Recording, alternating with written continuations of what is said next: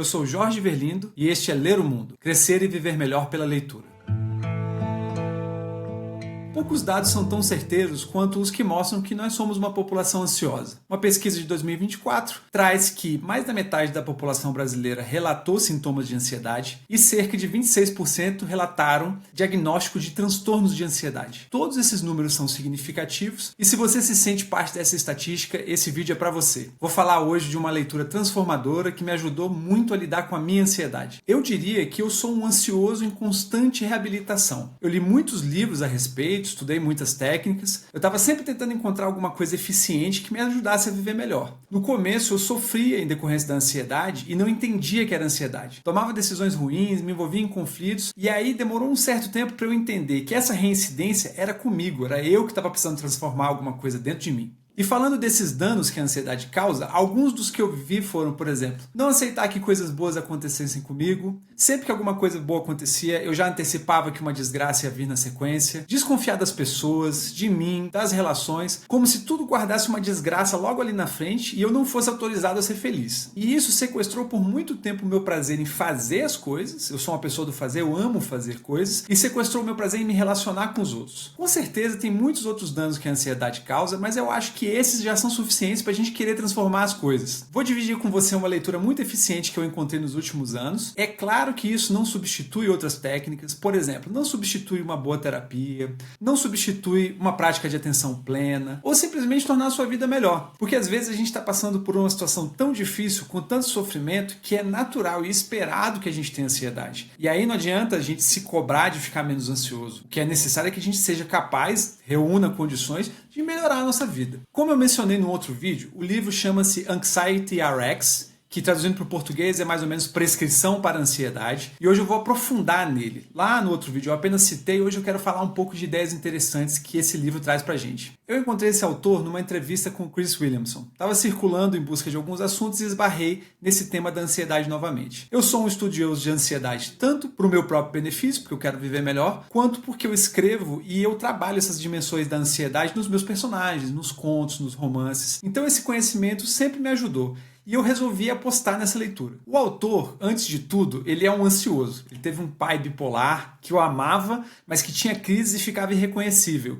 E por muito tempo o autor não conseguia saber se a casa dele era um ambiente a salvo ou não. Isso aí já é uma pré-condição para a gente desenvolver um estresse pós-traumático. Além disso, ele é médico, ele é professor de yoga, ele foi desenvolvendo toda a carreira dele em torno de estudar a ansiedade. Então é muito interessante você ver alguém que, além de ser um profissional da saúde, é alguém que superou um problema que a gente está vivendo. Mas mais do que focar na biografia dele, eu vou falar hoje das descobertas que eu encontrei nesse livro. Eu me senti muito grato com essa leitura. Primeiro porque é uma leitura generosa e depois porque é uma leitura acolhedora, que são duas coisas que nós ansiosos a gente vê pouco na vida ou a gente não cria condições para sentir acolhimento e generosidade. Uma das ideias interessantes desse livro para mim é a perspectiva dele de que a ansiedade é uma desconexão na infância. Quando a gente não estava preparado para algum tipo de evento trágico ou de relações tóxicas, a gente teve que lidar com isso e diante desses episódios traumáticos o nosso corpo desenvolveu respostas para ele. Então, por exemplo, se você precisou sobreviver a alguma situação muito difícil, ou você precisou cuidar dos seus pais ou das figuras que deveriam cuidar de você, ou você precisou ressignificar abandonos e maus tratos, tudo isso faz com que a criança desenvolva um dispositivo para lidar com estresse crônico e esse dispositivo, quando ele se consolida, ele vira ansiedade. Ou seja,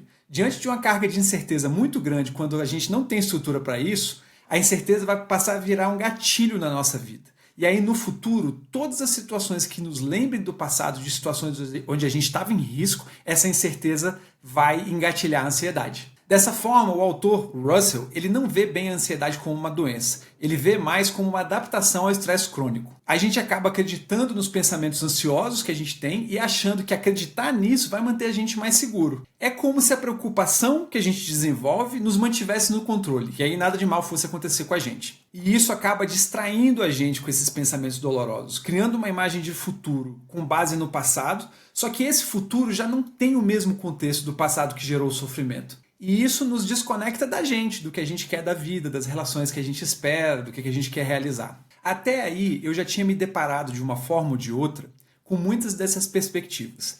Agora eu vou começar a falar do que é novidade para mim nessa leitura. Bom, o que o livro traz aí? Ele traz o seguinte: quando a gente acredita na preocupação, o corpo ele reage sob forma de alarme, ou seja, ele vai trazer algum sinal no corpo, cada um de uma forma diferente, de que a situação não está positiva, que tem algum risco acontecendo. E esse alarme vai retroalimentar a mente, e aí você vai entrar nesse estado de engatilhamento, nesse estado de ansiedade, do qual é muito difícil de sair só pensando. Essa é a tese dele. Apenas com a mente a gente não consegue sair do estado de ansiedade. Só que, quando você começa a sair da mente, você é capaz de identificar melhor esse alarme e aí saber lidar melhor com ele. Só que o Russell, ele não vê o alarme como inimigo. Ele tem uma frase muito bonita que diz mais ou menos assim: o alarme não é um inimigo a ser derrotado, mas uma versão sua mais jovem que merece compaixão. É como se o alarme fosse um mecanismo de proteção, só que ele está descalibrado. Ele é uma parte da sua mentalidade de vítima que foi criada num momento onde você não tinha como se defender, você não tinha amparo,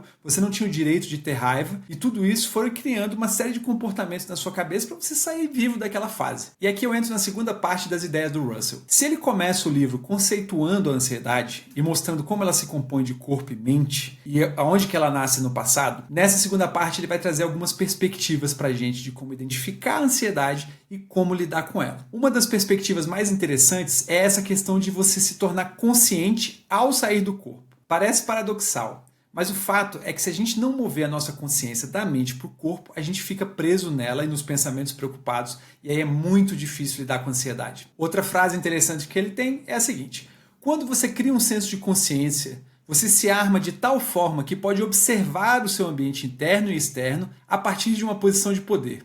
O que isso quer dizer? Que, dependendo da sua técnica, a partir do momento que você se distancia da mente e você se enraiza no corpo, você vê melhor os processos que estão acontecendo na sua cabeça, você vê o que é imaginação, o que é apenas uma automação da sua mente, e aí você é mais capaz de se distanciar disso, se autorregular e nem entrar num estado de engatilhamento. Outra frase interessante dele: com uma consciência presente e direcionada, observei que, ao separar o alarme do meu plexo solar, ou seja, do corpo, dos pensamentos da minha mente, colocando a mão no peito, focando na respiração e direcionando toda a minha atenção para a sensação no meu corpo, eu me tornava mais consciente dos meus pensamentos assustadores. O que ele fez aqui? Ele identificou aonde que a ansiedade dele se manifestava. Por exemplo, na dele é no plexo solar. A minha, às vezes, é nos punhos. Às vezes é aqui nessa área. Quando você sente que o seu corpo está começando a entrar nesse lugar, você fala: ué, por que eu estou ficando ansioso? E aí ele narra uma técnica, vale a pena ler o livro para ver isso, de como você, tocando nessa parte, você desvia a atenção dos pensamentos, você mata eles de fome e você traz de volta a sua atenção para o corpo, se autorregulando emocionalmente. E nessa dinâmica entre corpo e mente, tem muitas outras ideias interessantes no livro. Eu vou trazer 2 blocos de ideia que foram os que mais me chamaram a atenção. Um deles são as táticas que o nosso ego usa na tentativa de nos proteger, mas para nos manter desconectado, nos manter distraído do presente. Vamos lá. O primeiro deles é autoabandono. Autoabandono é uma tendência que a gente tem a atender tudo do lado de fora menos a gente, a se sacrificar pelo outro, ou, por exemplo, as nossas coisas estarem sempre mais precárias, a gente se machucar, perder coisas. Isso quer dizer o quê? Que o que nos interessa está sendo abandonado e a gente está o tempo todo em estado constante de alerta para evitar que alguma coisa ruim aconteça. Aí a próxima é autojulgamento. O autojulgamento é mais ou menos o seguinte: tudo que você faz está aquém ou além do correto. Nunca está ideal e nunca está apropriado. Culpa e vergonha. Culpa e vergonha são tendências da gente achar que tudo que acontece foi culpa nossa, ou vão achar que é culpa nossa, ou então tudo que a gente faz não é como deveria ser e a gente se sente embaraçado, se sente envergonhado de ser quem a gente é. Aí depois disso, a mentalidade de vítima. Mentalidade de vítima é você sentir que a qualquer momento você vai ser vitimado por alguma coisa ruim, que você foi vítima do passado e não houve nada de bom nesse período e que para o futuro você também não tem muita saída. É uma situação complicada, não é? Depois disso, essa eu me identifico bastante também. Inabilidade de receber. É quando você não se sente merecedor de afeto, carinho, das conquistas que você teve, de alguma palavra de encorajamento. Então, mesmo quando alguém te dá isso, quando alguém te dá um abraço, quando alguém fala que você fez alguma coisa bem feita, você não acredita. Você sente ou que você está abaixo da média e a pessoa está sendo gentil com você, ou que ela não percebeu ainda que você não mandou bem. Aí a próxima, desapego defensivo. O que é desapego defensivo? É, diante dessa nossa mentalidade ansiosa, tudo que a gente gostaria de conquistar, de viver, passa a não ter valor e a gente despreza. É aquela fábula do La Fontaine da raposa que despreza a fruta porque ela não consegue pegar. Então você vai falar que